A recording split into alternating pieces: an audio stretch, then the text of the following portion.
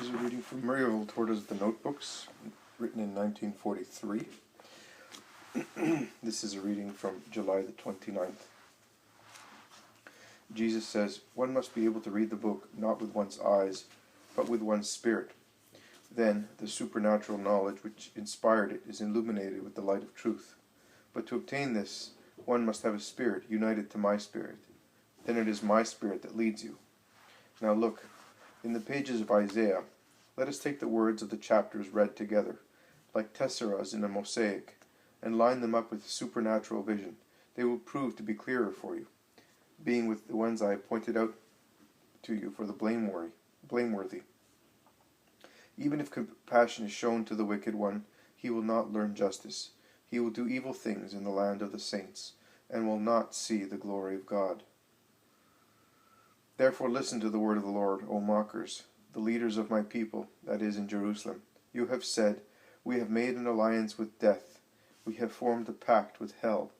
When the scourges pass by, they will not come upon us, for we have placed our hopes in deceit, and by deceit we are protected.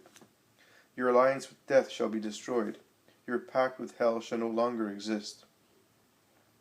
When the scourge tempestuously passes, it shall sweep you away with it, and only the exhaustion will make you learn the lesson. So then, do not mock, so that your chains will not be tighter. Woe to you that hide yourselves in your hearts, to conceal their designs from the Lord. They do their works in darkness, and say, 'Who sees us? Who recognizes us?' This thought of yours is perverse. Woe to you, children that desert and conceive designs, but without me, and weave a cloth which is not according to my spirit, and pile up sin upon sin. Therefore, this is what the Holy One of Israel says, since you have disdained this word, and have hoped in slander and turmoil, and grounded yourselves on these things, this iniquity shall be for you like a ruinous, imperceptible breach in a high wall, which suddenly, what no one imagines, brings about a collapse, and breaks into 1,000 pieces. Woe to those who go down into Egypt to seek help, and hope in horses, and trust in chariots, for they are numerous, and in cavalrymen who are exceedingly vigorous, and have not placed their trust in the Holy One. They have not sought the Lord.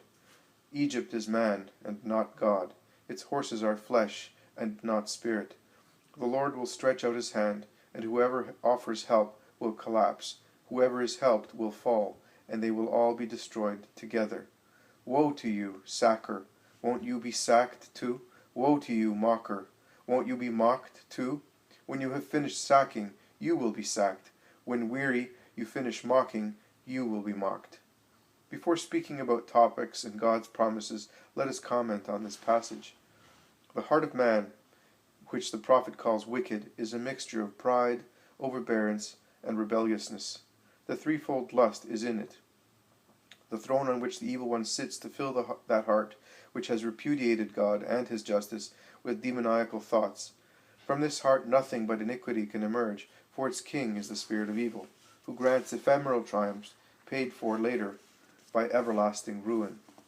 The wicked man, who reigns under the sign of the beast, passes like a torrent of pain and corruption in the land of the saints, and Rome is a land of saints, dragging the lesser wicked into evil, and tormenting the children of the Lord. It is just that the Lord should conceal his glory before the wicked, in this dwelling and the other. The wicked man will see my glory twice, and he will not want to see it, for it will be terrible for him, at his death and on the last day. Then I will ask him, "What did you do with my people, with my gifts?" And it will be a question which splits him like an arrow from a bow, in the depths of which one does not emerge. My second earthly Jerusalem is Rome, a beloved land where I have wanted my church to be, and which, since it is the center of the world, should be treated like a shining relic by whoever is its leader.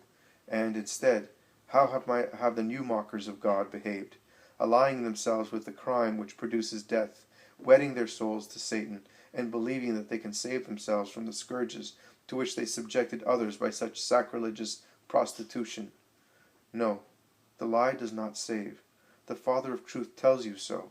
The Lord of a lie ensnares you in it, and when he gets the chance, he turns it against you to make you perish. I am the one who saves, and there is no one except me. You will be stripped of your false armor, precisely in the hour when my punishment strikes you, for Satan acts that way, nor can he act otherwise, for he cannot give you lasting fruits. I alone give protection, which knows no end, and when I appear to save or to damn, Satan flees, leaving you alone, O foolish children of sin. You will understand who God is, and who Lucifer is, only in the grip of torture, a terrible lesson. And the more you sin, the more ferocious the grip will be, for there is a limit even to my limitless but intelligent goodness. Remember this.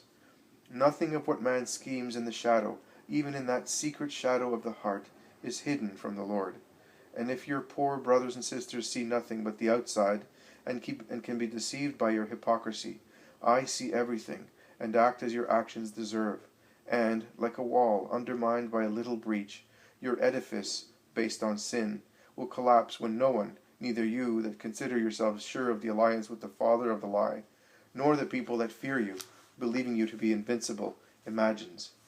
Woe, woe, woe to you that lead my people to believe that I protect your evil doing. Woe to you that lead my children towards distrust in my justice. You will also answer for this, for scandal falls back upon the ones creating it. And what greater scandal than to lead the little ones to believe that God unjustly protects the great who sin? How many souls you have wrested from me, O workers of iniquity, but they will still be daughters of my mercy. You will not. You to whom I had given all to draw you to myself, and make you instruments of good, and who have forgotten everything, and subordinated me to Satan.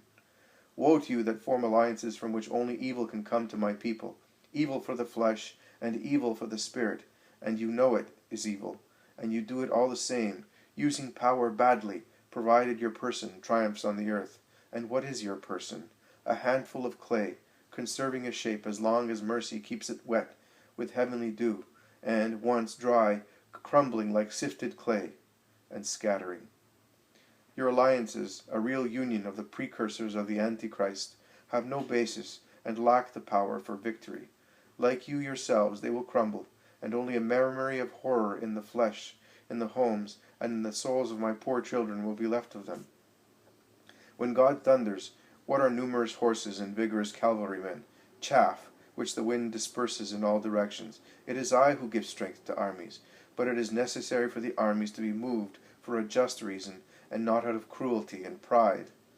Every sin will be punished, and every mockery will be punished by God, for God, the Lord says, will never be mocked, and it is not licit to oppress the lesser ones.